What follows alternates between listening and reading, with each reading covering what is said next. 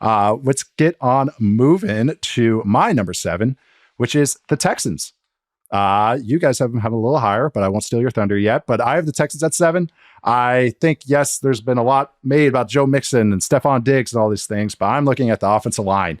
You're going to hear a lot of offensive line talk in this pod. That's right. Because it's important.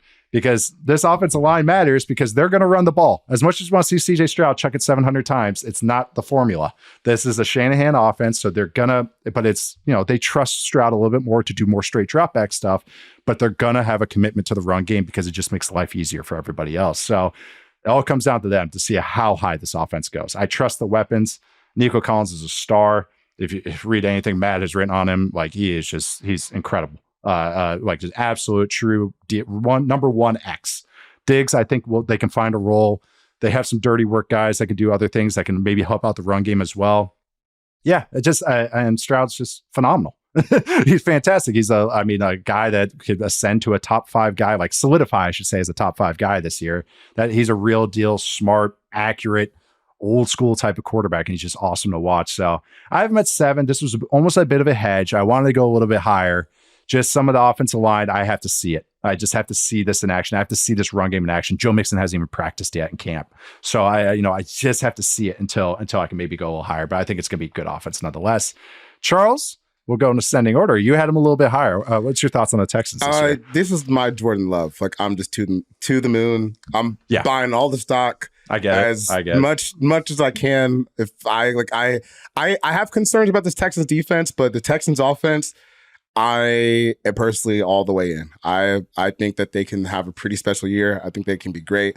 I would be shocked if CJ Stroud didn't take the next step, because I think we saw just from, let's call it week 1 of the preseason, his rookie year through the end, he got so much better as a player. So I think there's room for him to improve. He's got the weapons. I'm with Nate on the offensive line. I have some questions there, but CJ Stroud, we're to the moon, pal. I think he's going to be absolutely amazing this year.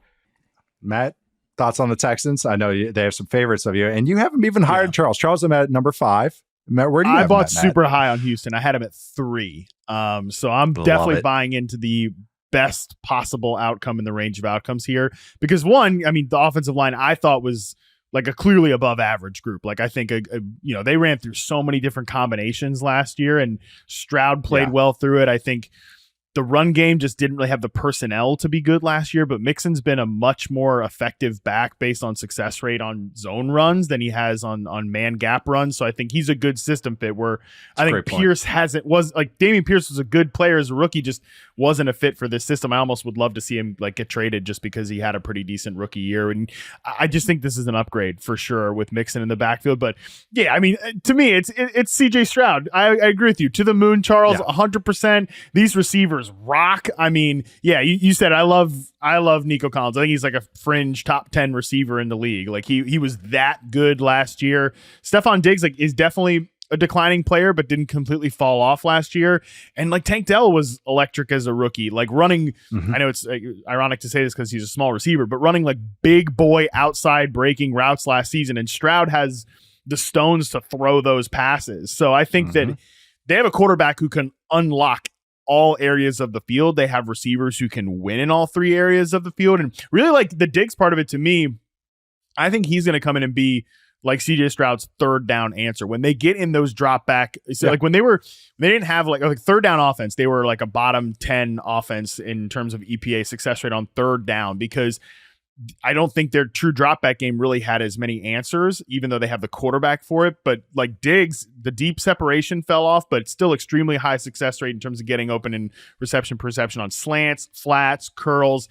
That I think is going to be where he wins for this team. Give CJ Stroud somebody on 3rd and 6 he's going to be open quickly in the progression, in the concept. And that, I think, takes them from being, to me, a top 3 offense in the league.